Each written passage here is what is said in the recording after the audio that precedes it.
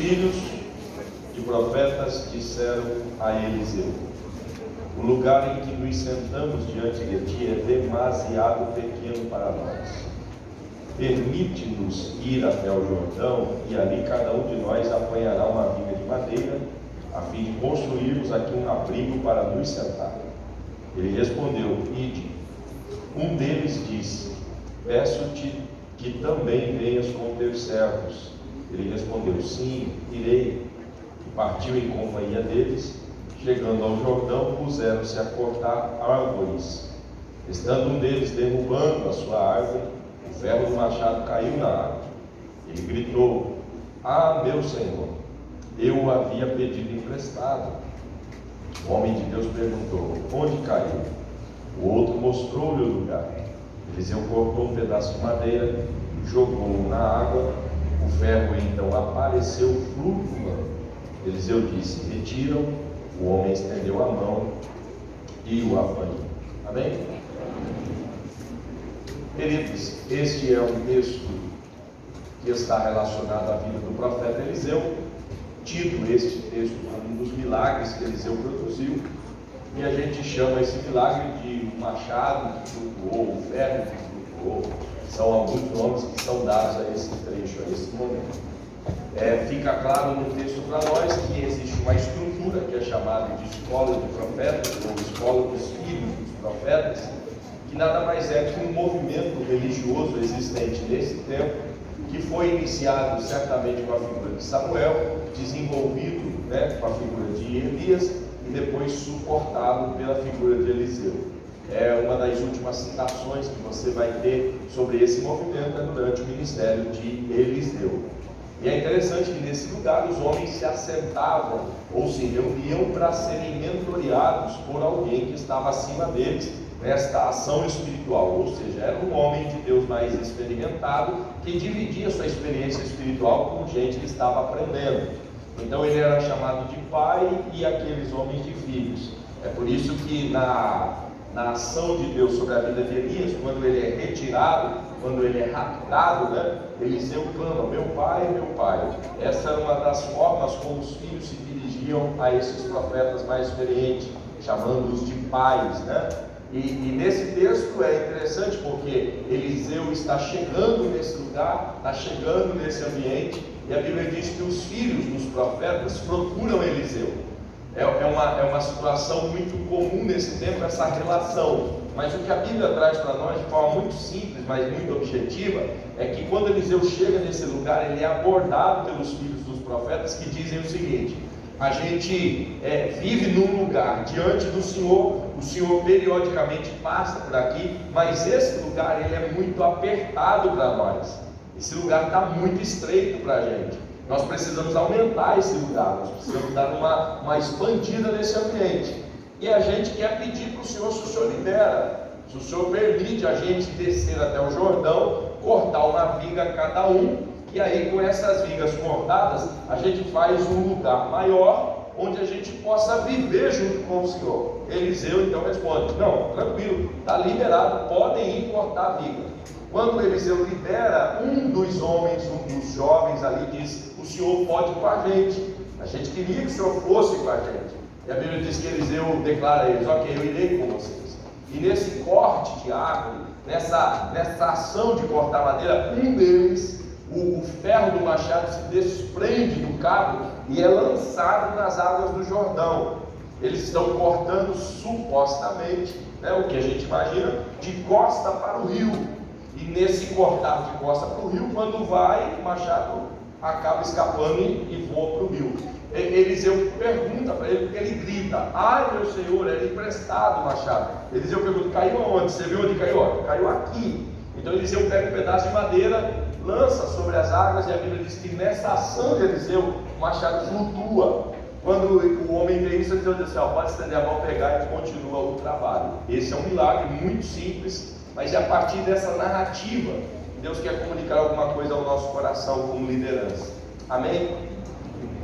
A primeira verdade desse texto é que eu somente tenho noção real daquilo que se passa com as pessoas que estão sob meu cuidado se eu torno a minha presença acessível naquele lugar. Existe um movimento de Eliseu para perto dos homens. A gente chama isso de estada do profeta. Todavia, o fato do profeta estar não significa que o profeta, estando, se torna acessível. Uma das coisas que nós precisamos entender nesse exercício da nossa liderança com jovens e adolescentes é que a gente precisa não somente estar, mas a gente precisa se tornar acessível a estas pessoas. Muitas vezes a nossa liderança ela é feita muito distante dessa realidade do chão da vida. A gente lidera com pressupostos que muitas vezes já não correspondem mais a essa necessidade do dia a dia. E tem muitos líderes que se acomodam com essa questão da posição. Fui colocado na posição e exerço minha atividade a partir da posição. E se tem algo que pode ajudar você na sua liderança, é esse acesso no ambiente real, onde as pessoas que você lidera fazem parte. Todo liderado precisa ter a presença do seu líder, mas não apenas uma figura que está, mas uma figura que se torna acessível.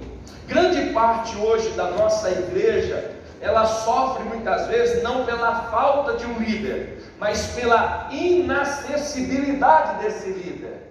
Existem muitos pastores hoje que estão sendo sugados por uma demanda que é extra igreja. Estão sendo sugados pelo administrativo, estão sendo sugados pelas demandas burocráticas, sendo que nós não fomos chamados para liderar estruturas, nós fomos chamados para liderar pessoas. E Deus não nos condicionou para administrar uma empresa, Deus nos capacitou para lidar com gente. A sua liderança passa por gente, e se você não se tornar acessível para pessoas, você não está na posição correta. Então nós, como líderes, precisamos criar essa ponte de acesso com nossos liderados. Eu, como líder de jovens, preciso abrir um coração e um espaço na vida para ouvir essas pessoas. E é interessante que Eliseu, ao chegar no lugar, ele vai ser abordado pelos filhos dos profetas. E os filhos dos profetas dizem uma coisa apenas: o lugar que a gente vive diante de você é apertado. É interessante isso, porque a partir de agora surge uma demanda que Eliseu não havia percebido, que Eliseu não estava tendo. E como Eliseu é identificado com esse grupo, como Eliseu é parte desse grupo, esse grupo sente a possibilidade de apresentar a ele demandas. Então deixa eu dizer uma coisa para você, irmão, que lidera jovens. Muitas vezes a gente está propondo respostas para perguntas que eles não fizeram. E a gente está propondo trabalhos para os quais eles não se atentam mais. Todas as vezes que você conversa com o líder, uma das reclamações que ele tem é: pastor, é difícil que os jovens se engajem naquilo que a gente faz. É difícil que os jovens se entreguem para aquilo que a gente faz. E deixa eu dizer uma coisa para você: a tendência é que, habitando os grandes centros, cada vez mais dificuldade de engajamento você vai encontrar. Porque as possibilidades que esse jovem tem de integração, de interação e de entretenimento aumentam demais. Por isso que nós, líderes de jovens, precisamos cada vez mais, não somente deixar-se ser acessado, mas a gente precisa, nesse acesso, abrir a possibilidade dessa geração falar com a gente. Porque talvez você esteja dentro de uma sala organizando coisas que não vai se comunicar com essa geração. Então deixa eu dizer uma coisa para você: em muitos ambientes os líderes não têm resposta positiva, não é porque não trabalham, é porque o trabalho que propõe já não conquista mais o coração de quem ele lidera. Eles dizem assim: por que, pastor, o coração deles é duro? Não, porque a linguagem já está desconectada. E você precisa entender que para tudo na vida existe uma essência e uma linguagem. Existe um conteúdo e existe uma embalagem. E se você tiver um alto conteúdo, um excelente conteúdo, mas não tiver uma entrega adequada, talvez você não alcance o coração dos seus liderados. Então, em nome de Jesus, você que me ouve aqui, você precisa ter acesso ao coração de quem você lidera e ouvi-los. Deixa eu perguntar aqui, quem lidera adolescente, mais uma vez, quem lidera adolescente? Sabe qual é a grande dificuldade que nós enfrentamos como líderes de adolescentes? A distância geracional. Escute isso, não é uma distância cronológica, é uma distância geracional.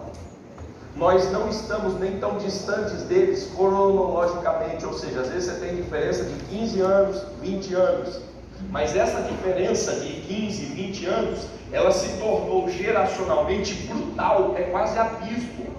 Então hoje alguém com 30 anos, se ele tentar liderar adolescente de 14, ele vai entrar em colapso, porque a linguagem deles é completamente distinta. Eles já não estão mais envolvidos com coisas que a gente acha que é super normal. Tanto é que o fenômeno brasileiro entre essa geração não é nem o Instagram. O Instagram já é uma rede social mais envelhecida. Facebook então nem se fala. Se você quiser conectar hoje as suas mídias digitais para adolescentes, não use mais Facebook, porque eles não estão lá. Adolescente não trafega mais lá. Pastores estão trafegando no Instagram? Alguns, a maioria não. Onde é que é o polo desses adolescentes? Aonde é? TikTok. Aí pensa comigo, você líder de adolescentes no TikTok.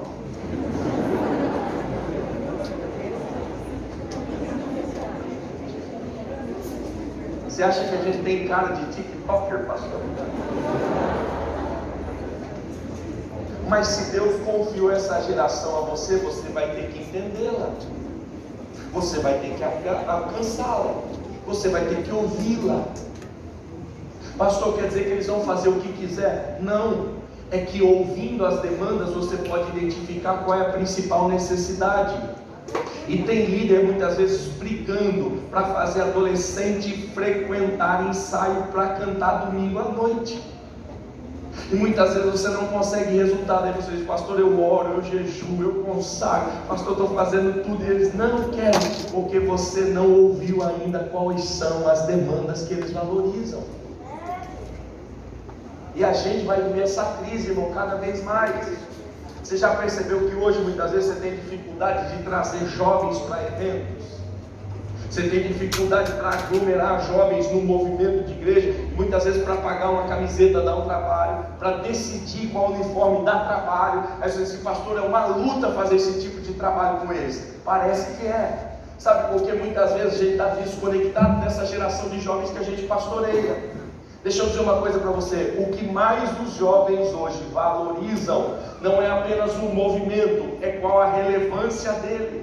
A maioria desses jovens estão sendo cada vez mais bombardeados e assimilaram como percepção real a possibilidade de a gente, como igreja, trafegar nos ambientes de movimentos sociais. Se você quer transformar a geração de jovens que você lidera, entenda, eles querem se sentir úteis. E todo o trabalho que dá a eles a possibilidade de utilidade é um trabalho que chama atenção. Talvez eles não comprem uma camiseta, mas talvez eles consigam doação de cesta básica para você levar para uma comunidade carente. Talvez eles não queiram vir para os ensaios para cantar domingo à noite, mas eles queiram alcançar o orfanato que precisa de socorro. Então, em nome de Jesus, ouça essa geração. Ouça quem está perto de você. Não tenha medo, irmão. Não tenha medo. E aí vai uma dica para quem lidera adolescentes. Como nós, líderes, muitas vezes somos muito distantes dele, uma das estratégias que a gente usou e que foi muito importante para nós colocamos entre liderança e liderados um grupo de apoio. E quem era o grupo de apoio? Jovens. Da nossa juventude vieram jovens que deram suporte ao trabalho de adolescentes. Para quê? Para conectar os adolescentes mais fáceis. Porque o adolescente está muito mais perto do jovem do que nós do pastoreio para esses adolescentes. Esses jovens são pontes, esses jovens são caminhos, e você precisa integrar isso. E aí, irmão, para existir isso no nosso meio, tem que acabar esse abismo que existe entre nós. Muitas vezes líder de jovem caminha aqui e líder de adolescente caminha aqui. Isso não existe, irmão. Não vai funcionar. A gente muitas vezes na igreja escolhe um líder de jovem e um líder de adolescente, e eles viram inimigos, concorrentes. Não, meu trabalho tem que bombar mais que o dele, meu congresso tem que ser melhor que o dele, a minha festa tem que ser maior que a dele. Irmão, em nome de Jesus, aqui é o mesmo reino, é o mesmo Cristo, é a mesma igreja, a mesma família. A gente vai viver para a glória de Deus e um auxilia o outro. Em nome de Jesus, se isso acontece na sua igreja, irmão, Satanás está lá. Ouviu? Se tiver essa briga lá dentro da sua igreja, entre os grupos, irmãos, o diabo está instalado lá. A gente precisa ter comunhão, ter parceria. Eu me lembro que quando cheguei em Londrina, eu cheguei depois, pastor Jodson já estava lá. E um dia ele me chamou e falou: cara, lidera adolescentes, porque eu estou liderando jovens, e liderar os dois é uma luta terrível. Ele falou: vamos dividir a luta, pega os adolescentes. Eu falei: vamos lutar junto. E aí uma das primeiras coisas que a gente fez, cara, a gente precisa dar para eles essa ideia de parceria. Sabe qual a primeira ação nossa? Nós cancelamos os caixas distintos, passamos a ter um caixa só. Porque se tem uma coisa que a gente precisa destronar, irmão, é o dinheiro de ser senhor da nossa vida. E tem muita gente assim: pastor, nós arrecadamos esse dinheiro para os adolescentes, pastor. Ninguém mexe, ninguém toca, ninguém pega. Não, irmão, dinheiro não comanda a gente, não. Primeira coisa, une tudo, dinheiro da igreja. Quando a gente começou a fazer isso, irmão, a coisa começou a funcionar. Por quê? Porque começou essa parceria. O meu pessoal de liderança era todo juventude, e fazia essa conexão com adolescentes para facilitar a minha caminhada, para poder ouvir, para poder entender. Para você ter uma ideia, nós não conseguimos formar com eles um coral para cantar. Eles não queriam isso. Mas um dia nós lançamos um desafio para eles. Nós tínhamos um desafio para uma comunidade. A gente tinha que levar 1000 litros de leite para essa comunidade. E aí nós íamos ter uma conferência de adolescentes. E eles não queriam um coral para cantar. Não, pastor, nós não quer cantar, pastor, é pagar mico lá na frente, pastor, ficar com a pastinha. Pastor, nós não queremos, pastor. Eu falei: vocês não querem? Não quer. E eu achando que era maravilhoso. Não, coral regente.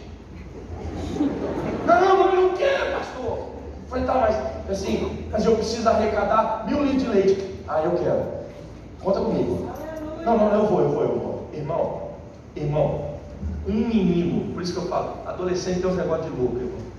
Assim, é uma geração que dá muito trabalho, mas dá muito resultado.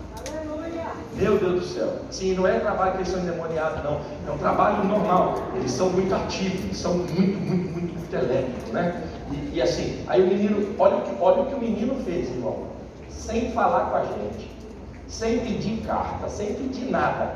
Ele meteu o colete do projeto, foi no mercado e pediu para falar com o gerente do mercado. Olha o nível. Aí ele falou assim: olha, eu represento esse projeto. Ai, eu sei. Só Deus, meu irmão. Olha, eu represento esse projeto. Nós temos ações sociais maravilhosas. E começou. E eu estou responsável por arrecadação de leite. Eu queria saber se o senhor não me permite ficar na porta do mercado. Estou identificado, pedindo para as pessoas que entram me doar leite, porque eu vou levar todo o projeto. Sou da Igreja Assembleia de Deus, da rua tal. Bom, o gerente do mercado olha para ele e diz o seguinte: faz o seguinte, vou fazer melhor. No dia que você vier, eu ponho uma promoção de leite. Não, fechou então. Posso vir sábado? Cara, pode vir sábado. Fechado. Bom, o moleque foi para a porta do mercado e aí já levou mais o grupo, né? Aí você pensa, você está chegando, o adolescente assim: ô tio, deixa eu falar com o senhor. Mano, aí eles se perturbam, eles ficam doidos. Ô tia, pelo amor de Deus, ajuda nós. Nós estamos na igreja. Aí eles contam cada história. Porque nós vamos ajudar a família. Um litrinho. Diz que sim. Irmão, pela manhã o menino ligou: pastor, já deu 350. Meu Deus. Aí descobriram que ele estava nesse mercado. Aí como nós tínhamos feito 2 grupos de arrecadação, irmãos, o outro foi para o outro mercado. Irmão, nós arrecadamos 1.200 litros de leite com adolescente, irmão. Adolescentes. Sabe por quê, irmão? Você entende o que de fato para eles tem relevância. Então, em nome de Jesus, senta com eles, pede para ouvir, pede para falar, pede para expor o coração. O que é que vocês sonham? Qual é o desejo de vocês? O que vocês entendem que a gente pode fazer aqui? Porque isso vai trazer a você, irmão, conhecimento de quem você lidera. E nós, muitas vezes, como líderes de jovens, e principalmente nós, assembleanos, tudo que a gente faz, muitas vezes, é só organizar um culto, é só preparar um evento na igreja. A gente está voltado muito para esse ambiente. E aí, muitas vezes, os nossos cultos, irmãos, é só uma reprodução do que é o culto adulto. Você já percebeu? Culto de jovens, o que é que faz? Troca o que apresenta, põe o líder de jovens para apresentar. Mas ele cumprimenta igual.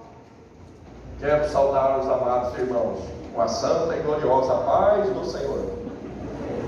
Já percebeu? Vamos louvar ao Senhor. 2 hinos da harpa. É o mesmo que acontece em todo culto. Pastor, o senhor conta o hino da harpa? Não.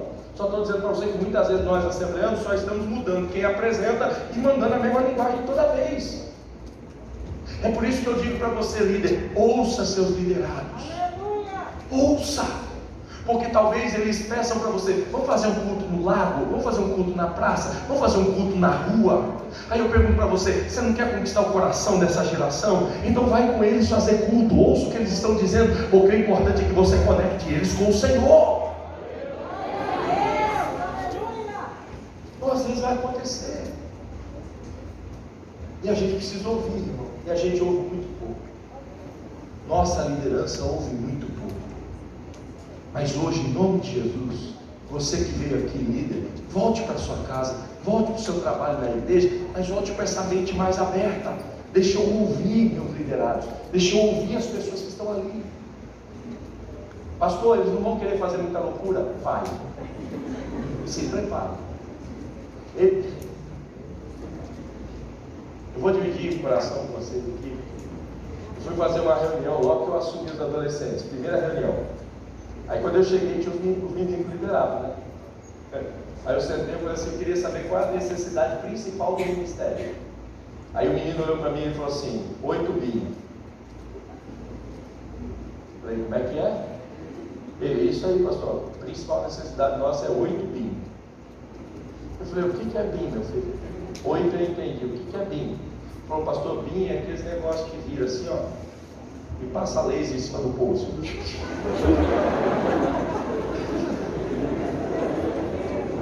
Eu falei: a principal necessidade do ministério é essa? Claro. Ele falou: se nós botar 8 desses, pastor, com os adolescentes vindo, laser só, só vai bombar. Meu Deus. Eu falei: tá bom, filho, eu vou anotar aqui, 8 mil. Alguma outra necessidade nesse ministério aqui, mais importante que esses 8 mil? Aí ninguém falou nada. Ninguém se manifestava. Aí Deus me deu uma direção. Eu falei assim: quantos aqui são batizados com o Espírito Santo? Um levantou a mão. Falei: ainda está falando em língua, meu filho? Mais ou menos. Faz um tempo que eu não falo. Então vamos fazer o seguinte: eu vou guardar os 8 bins no bolso, e enquanto a gente não vê Jesus começar a batizar adolescentes com o Espírito Santo, a gente não trata dessa demanda material. Está guardado, mas não é a hora agora. Nós trabalhamos 2 anos busca pelo Espírito Santo naquela congregação de adolescentes. Então vai ter piração, vai ter loucura, vai ter propostas indecorosas, vai ter coisas que você vai falar: meu Deus, isso jamais será possível.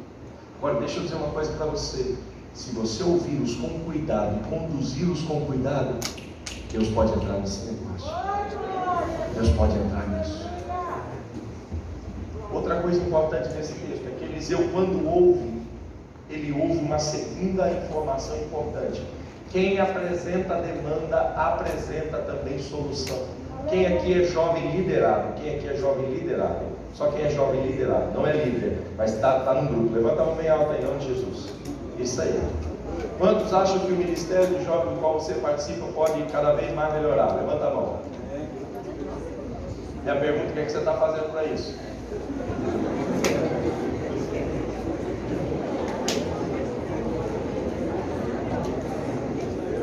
O que você está fazendo para isso, meu filho? Porque é muito legal você sentar no banco e dizer assim: ah, rapaz, esse ministério está parado, hein? É muito legal você olhar de onde você está e dizer assim: é, pastor, se fosse uma outra igreja, ó, nós estávamos bombando. A minha pergunta para você é: você está aqui para ser servido, ou você entendeu que antes de ser líder você também pode ser servo? Porque nós temos uma geração, irmão, que consome culto, e isso é culpa nossa, minha. Eu sou obreiro e admito essa culpa. Eu é que criei essa geração. Eu é que disse para essa geração: vem aqui que nós vamos fazer um culto bom para você gostar. Vem aqui que nós vamos ter um louvor bom para você gostar. Vem aqui que nós vamos fazer um congresso top para você gostar. Vem aqui que eu quero trazer um cantor da moda para você gostar. E nós ensinamos essa geração a consumir culto e não a cultuar Jesus de verdade. Logo, irmão, você e eu como líder estamos pagando o preço dessa geração, porque é uma geração que aponta o dedo, diz tudo que está errado, tudo que não gosta, mas não se apresenta e diz assim: no que depender de mim, eu estou aqui para ajudar e para mudar essa história a partir de agora. Eu criei essa geração. Eu sou culpado disso. E eu sempre digo, irmão, eu tenho medo dessa geração, porque ela se entende como consumidora. Não, eu dou dízimo, eu pago, eu dou oferta, eu estou lá. Irmão, essa geração que paga, ela se sente no direito de cobrar. E deixa eu dizer uma coisa para você: a minha preocupação é que daqui a pouco eles vão acionar o PROCON celestial. Não, eu comprei minha camiseta, mas não gostei do cantor que vocês trouxeram do congresso, devolve meu dinheiro. Não, eu estou dando meu dízimo nessa igreja aqui, mas vocês não atendem o que eu desejo, eu quero ir embora dessa igreja aqui. Ou ele vai para o PROCON celestial: troca o líder, troca o pastor, Senhor, porque eu não estou gostando. Meu irmão, em nome de Jesus, é culpa minha. Eu criei essa geração capitalista dentro da igreja, dizendo para eles: vai ter culto legal, vai ter congresso legal, vai ter reunião legal, sendo que eu precisava dizer: eu não vim aqui para ser servido, eu vim aqui para servir. Eu não vim aqui para ter um culto agradável para mim, eu vim aqui para cultuar o Senhor que está nesse lugar. Então a minha pergunta para você, jovem, é: o que é que você faz para mudar a história desse ambiente? O que é que você faz para transformar a história desse lugar? Porque é muito fácil você apontar o dedo para a liderança e dizer que ela não está correspondendo às suas expectativas. Mas eu quero hoje que você, jovem, entenda e diga: assim como eu percebi o problema, eu estou aqui me posicionando para ser a solução dele. É, pastor, mas eu não sou líder. Mas você também tem um chamado sobre a tua vida. E se Deus plantou você aqui na Assembleia de Deus, irmão, Deus não errou. Deus tem um propósito com você aqui. Porque se Deus te quisesse na bola de neve, Ele te plantava lá. Mas Ele plantou você aqui, é porque tem um tempo aqui, para frutificar aqui, para dar resultado aqui. Então, em nome de Jesus, irmão, você que é jovem e é liderado, se apresente para fazer alguma coisa. Porque se você ficar de longe apenas apontando o dedo e dizendo que está errado, isso aqui não muda. Então, se você quer mudança nesse lugar, identifique o erro, fale do erro, mas se posicione e diga: se depender de mim, eu vou cortar uma viga e a gente vai ampliar esse lugar. Em nome de Jesus, irmão. A nossa geração precisa compreender essa necessidade. A gente só aponta dificuldades, mas nunca se coloca como resposta de problemas. Em nome de Jesus, nós vamos matar os nossos líderes. Nós vamos acabar com as nossas lideranças. Porque daqui a pouco ninguém mais vai querer pastorear a gente, irmão. Vamos abrir um confessionário aqui hoje? Quem aqui na liderança, se soubesse de algumas lutas que já passou, diria sim para a liderança? Irmão, se a gente soubesse de algumas coisas que tem no ministério, você diria: jamais eu quero isso para a minha vida. Mas em nome de Jesus, por que isso? Porque nós criamos uma geração de gente mimada, de gente que não serve, de gente que não se entrega. Então, em nome de Jesus, você jovem que faz parte de uma equipe de jovens, Se apresente para o seu líder, diga para ele: tem problemas aqui, tem dificuldades que eu percebi aqui, mas eu queria não só apontar um defeito, queria dizer para você: no que depender de mim, vai mudar, porque eu estou aqui. Esses homens dizem para Eliseu: Eliseu, a gente quer propor um trabalho. Cada um de nós corta uma viga. Uma viga. Aleluia. Repita comigo para você não esquecer mais. A mudança, ela não é uma responsabilidade de Eliseu. Diga bem forte: a mudança é resultado de cada um da escola de profetas. Então, um grande problema nosso é que a gente olha e diz assim: olha, Eliseu é o responsável, Eliseu que cuide disso. Mas os filhos dos profetas dizem diferente. Eles dizem o seguinte: olha, cada um de nós corta uma viga, cada um de nós corta uma árvore, e a gente cortando uma árvore, cada um se juntar aos nossos esforços, a gente vai construir um lugar mais amplo. Então, irmão, em nome de Jesus, se você está debaixo de uma liderança, hoje, coloque os seus dons e talentos para funcionar embaixo dessa liderança.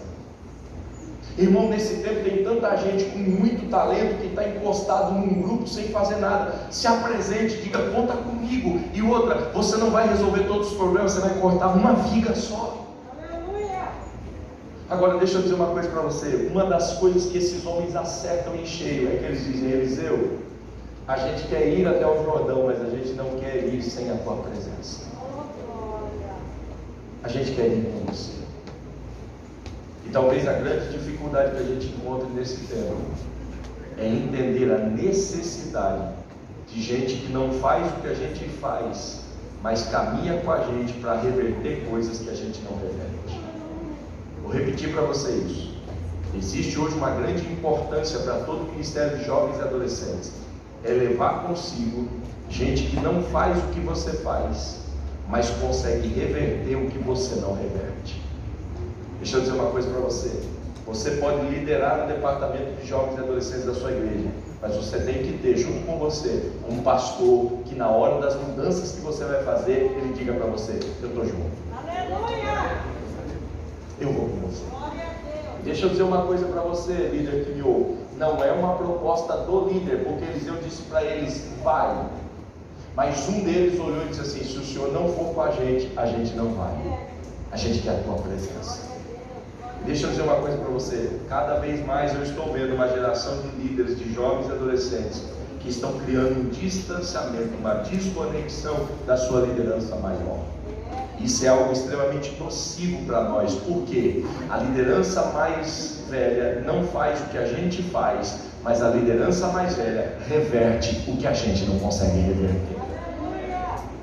E talvez esse seja um grande segredo para nós. E aqui eu quero falar com os nossos pastores, obreiros que estão aqui, que são mais de idade. Primeiro eu quero louvar e agradecer a Deus pela sua vida.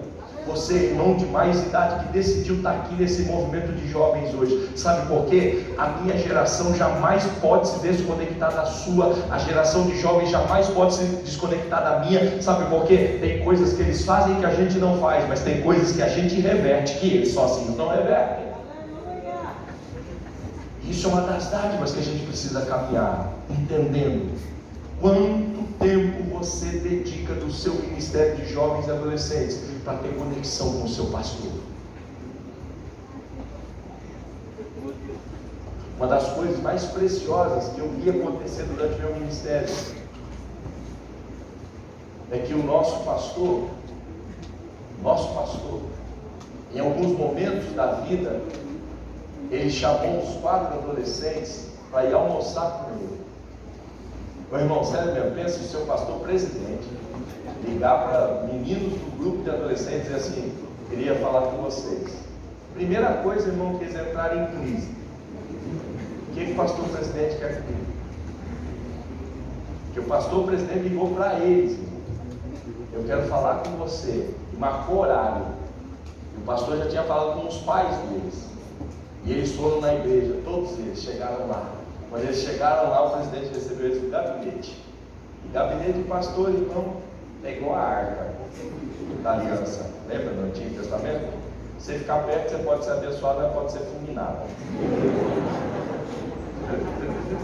Então, se o pastor falar para você, entra no meu gabinete, é tua saída. Você vai ser muito abençoado ou vai se arrebentar inteiro.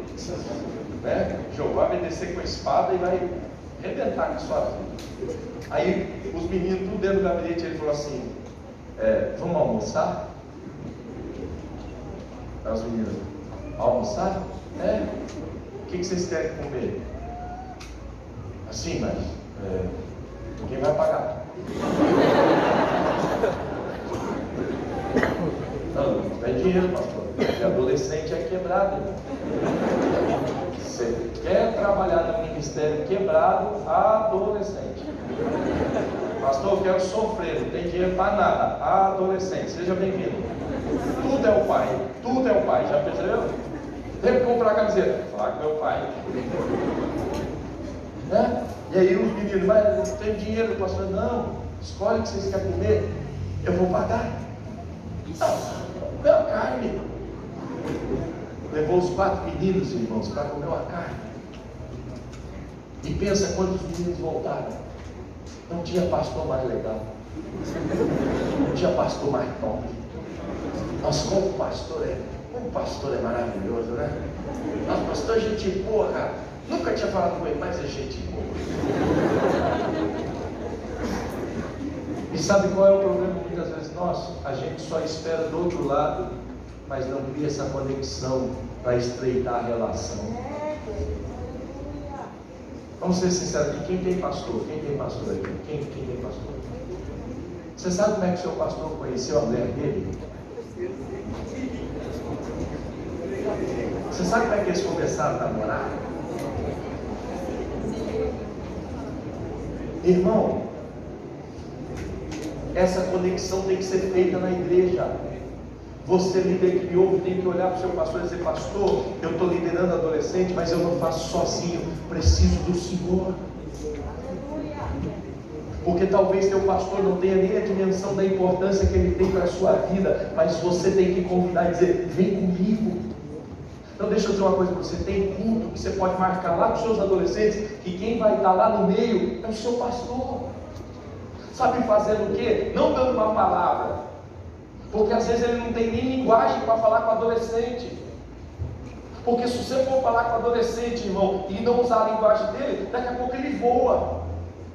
Daqui a pouco ele está aqui ó, no celular. Adolescente voa, mas crie essa conexão. Põe o seu pastor ali e faça perguntas do seu pastor que os adolescentes não sabem. Pastor, como é que o senhor começou a namorar? Pastor, quando o senhor se converteu? Pastor, como é que foi a sua vida de adolescente? O senhor teve muita dificuldade quando o senhor era adolescente para ser fiel? Como é que foi seu chamado para a obra? Irmão, isso vai criando conexão. Só que nós da igreja estamos muito distantes e a gente não percebeu isso ainda. Tem uma geração tentando resgatar adolescentes jovens aqui, mas uma geração de pastores desse outro lado. E Deus nos traz aqui para dizer, chama seu pastor e diz para ele, eu quero o Senhor junto comigo, porque eu posso fazer coisas que o Senhor não faz, mas o Senhor, na autoridade de Deus, reverte coisas que eu não consigo. A gente tem que estreitar, a gente tem que trazer para perto. Amém? Por quê? Porque na esfera do projeto tudo funciona. Eu já participei de algumas reuniões como essa, e quando a gente sai daqui, a gente sai com a mente pilhada. Diz assim, não, na minha igreja agora eu vou, pastor, vai ser um negócio surreal. Anjo vai descer, vai subir, adolescente vai virar num crente do outro mundo, os jovens vão entrar no poder. Segunda-feira você já vai ver o B.O. que dá. Por quê, irmão?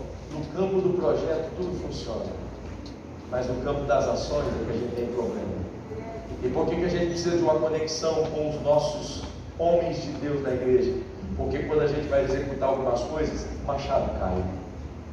E quando o machado cai, não é você que está fazendo que resgata, é quem você trouxe com você, com a autoridade de Deus, que vai dizer, agora você espera, deixa que eu cuido do que está acontecendo aqui. Em nome de Jesus. Várias vezes, irmãos, eu me deparei com situações que eu não sabia o que fazer. E E nesse momento, a primeira coisa que vem na sua mente: preciso falar, pastor. O pastor tem um menino passando por isso, tem uma mãe passando por isso, tem uma adolescente assim. E várias vezes o pastor socorria, dava amparo, dava suporte, e a gente movia. E sabe por quê? No campo das ideias nada fracassa, mas no campo da execução tem muito problema. Por isso você não pode andar sozinho. Eu quero, em nome de Jesus, pedir a você, líder, conecte seu pastor à realidade do grupo que você lidera a partir de hoje. Ele não é inimigo, ele não é oposição, ele é parceiro. Amém? Já são 3h30. Eu vou devolver o pastor Aldino, ele falou 15:04. E eu quero, desses 15 minutos que a gente tem, abrir para você fazer sua pergunta, tirar alguma dúvida sobre aquilo que foi falado, e aí a gente termina conforme o pastor Aldino programou. Amém? E se você quiser, só faz um sinal, a gente acha o microfone. Tem um microfone sem fio aí? Tem? Tem? Tá pronto? Isso aí, tá no jeito, né? Pelo menos 2, um de cada lado.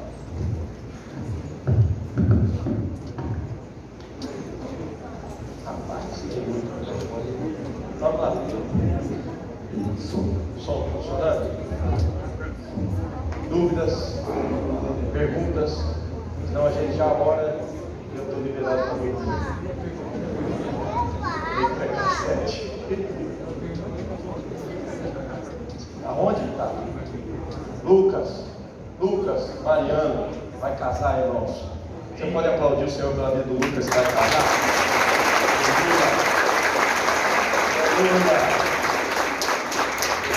Se o Lucas vai casar, irmão, você casa também.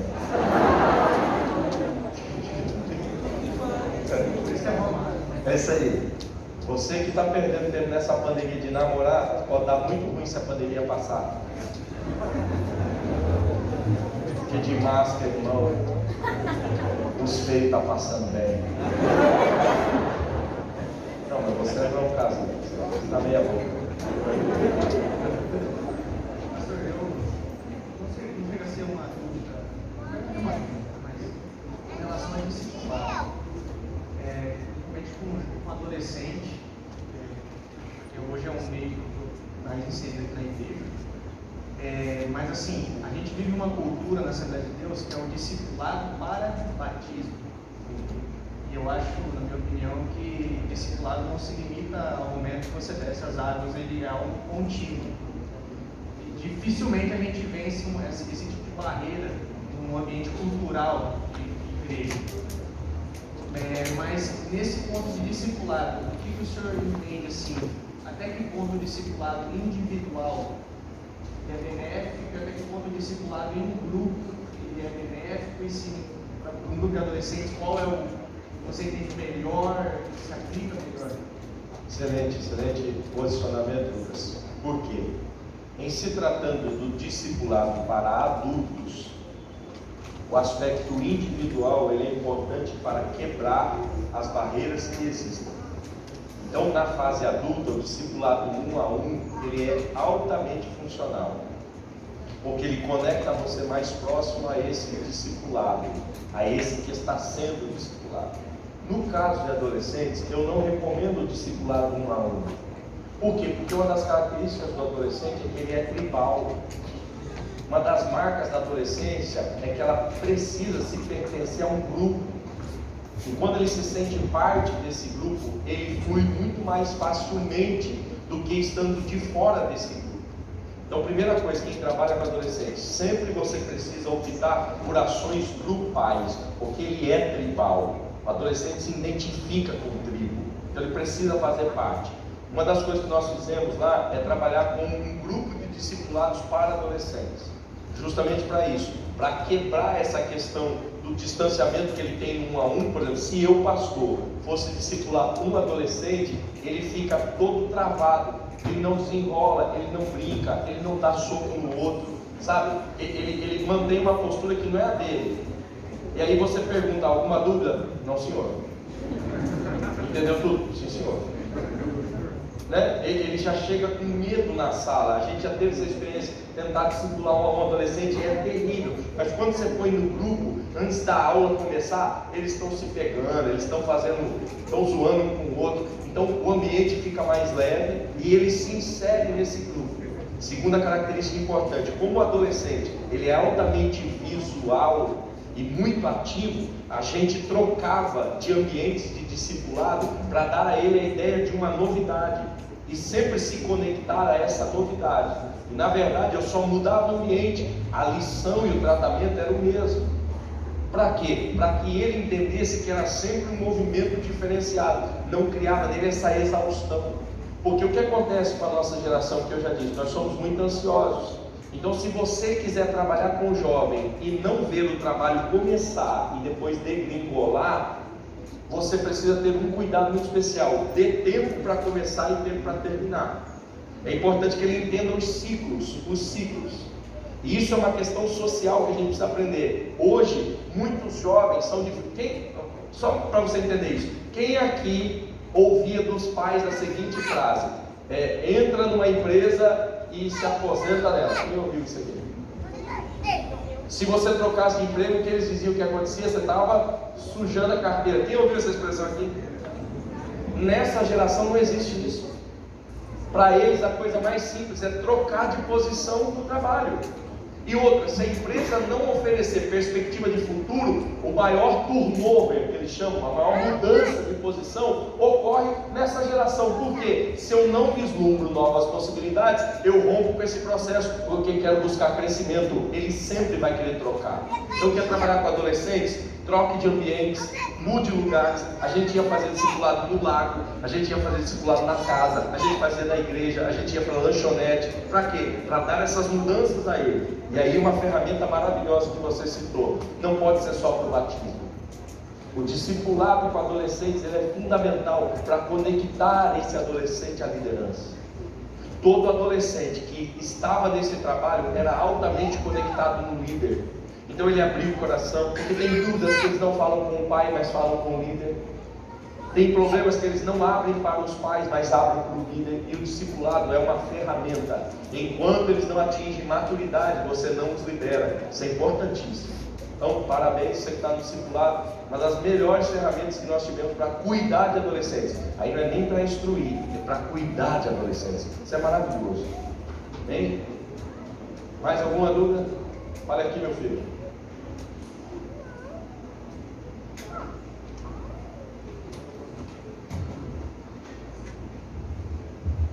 Pastor, tudo bem? Pastor. Então, eu tenho uma dúvida nessa relação quando o jovem tem interesse em discipulado, como nós fazemos em outros ambientes, a se sentir à vontade, mas quando eles têm mais prazer em estar no discipulado do que no culto. O que a gente faz em relação a isso? Uma das crises que gera isso é a falta de pertencimento. O jovem muitas vezes não se sente pertencente a essa igreja.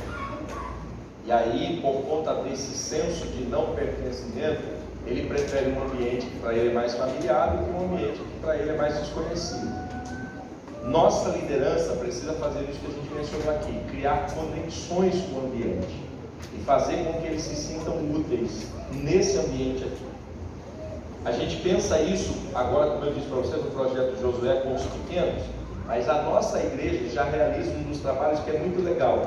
Ele é muito simples, mas ele é muito legal. Por quê? Se você for na nossa igreja no dia da ceia, na ceia, você vai perceber, claro que hoje está com a máscara, mas você vai perceber muitos meninos vestidos iguais aos diáconos. São muitos, são poucos não. São meninos de 19, 18, 20 anos que estão vestidos iguais aos diáconos, porque na ceia nós usamos um uniforme, gravata vermelha, camisa branca, terno preto. Então você vai ver do pastor do púlpito até o obreiro da porta nesse uniforme. E aí você vai ver um bando de meninos assim também. E por quê? Porque esses meninos, quando vai passar o cálice, como a igreja é um pouco grande em Londrina, quando passa o cálice, se ele fosse ficar esperando a pessoa depositar o cálice de novo na bandeja, demorava muito. Qual foi a ideia do pastor? Vai pegando o cálice, e aí quando você tomar, vem alguém atrás com uma bandeja recolhendo o cálice que foi usado. Quem faz esse trabalho de recolher o cálice? Os meninos. Os meninos. Para dar qual ideia para eles? Que eles pertencem a esse lugar. Então, para você dar senso de pertencimento para jovem, você não pode só colocar ele no ambiente, você tem que fazer ele participar do ambiente, dar significado para ele no ambiente. Então, se você lidera um grupo, conecta esse grupo com os obreiros da igreja, conecta esse grupo com os trabalhos e atividades braçais da igreja, para ele se sentir parte dessa igreja. Quando ele vier para o culto, ele sabe quem é o pastor, sabe a história do pastor, sabe quem é o obreiro, sabe como é que ele vive. Então, por exemplo, nós temos muitas vezes atividades de botar jovens para cuidar da porta, junto com os diáconos, cuidar do estacionamento, junto com os diáconos. O que é que cria? Um ambiente de amizade.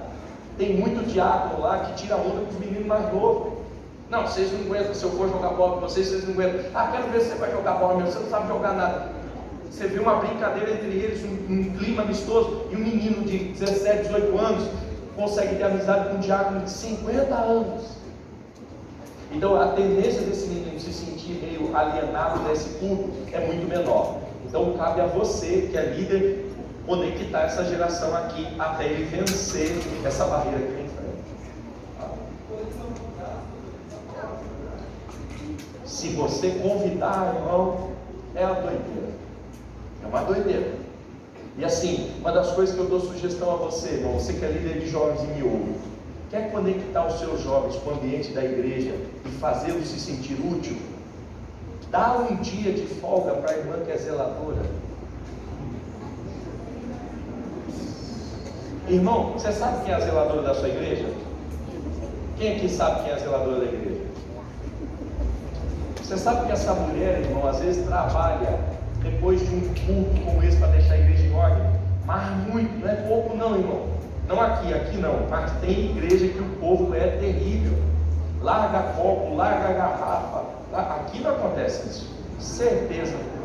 Mas em outros lugares, irmão, que a gente vai, é terrível. Aí imagina um grupo de jovens chegar para a irmã zeladora da igreja e dizer para ela: ô tia, esse dia ou esse sábado você não vai trabalhar, nós vamos vir aqui trabalhar por você. E você vai poder ficar na sua casa descansando com a sua família. Você vai ter um dia de folga que o Ministério Jovem patrocinou para você. Ô irmão, isso é maravilhoso. Maravilhoso. Então crie isso e você vai ver como as coisas começam a mudar na sua liderança. Os jovens gostam de se sentirem úteis, irmão. Amém? Mais uma dúvida e a gente caminha. Opa, fala, Santo Varão.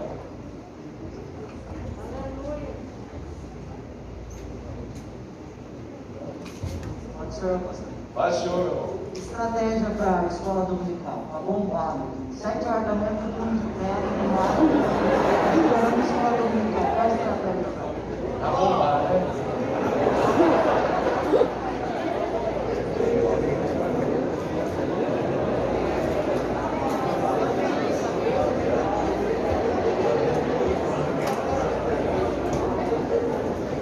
Toma água, né? Eu acho que esse é um trabalho que nós vamos ter que refletir num coletivo de igreja com muita atenção. E por que eu digo isso?